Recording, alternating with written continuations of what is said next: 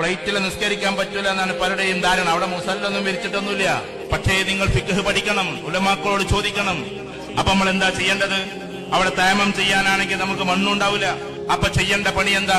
നമ്മുടെ മുമ്പിലുള്ള സീറ്റിൽ ഉറക്കടിക്കൊന്നും വേണ്ട, ആ മനുഷ്യൻ അറിയും കൂടി വേണ്ട, മെല്ലെ ഒരു അടിയടിക്കുക, എന്നിട്ട് മുഖം തടവുക, എന്നിട്ട് നീയത്ത് വെക്കേണ്ടത് എന്താ? തയമ്മത്തിന്റെ നീയത്താൻ. ഒരടിയും കൂടി അടിക്കുക, വലത്തെ കൈയും ഇടത്തെ കൈയും ഇതേപോലെ തടവുക. എന്നിട്ട് കാലൊന്നും തടവാൻ പോട്ടെ. ചില ആളുകൾ കാണാൻ ഇങ്ങനെ പിടിച്ചിട്ട് കാലൊക്കെ തടവണം. തയമ്മത്തിന് കാല് തടവലില്ല.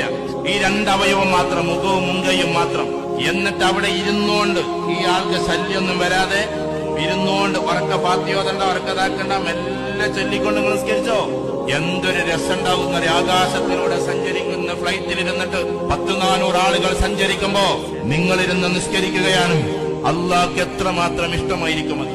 വായുലോകത്തിലൂടെ പോകുന്ന ഫ്ലൈറ്റിലിരുന്നിട്ട് പ്രാർത്ഥിക്കുന്ന നിങ്ങളെ ജഗനിയന്താവായ തമ്പുരാൻ എത്രമാത്രം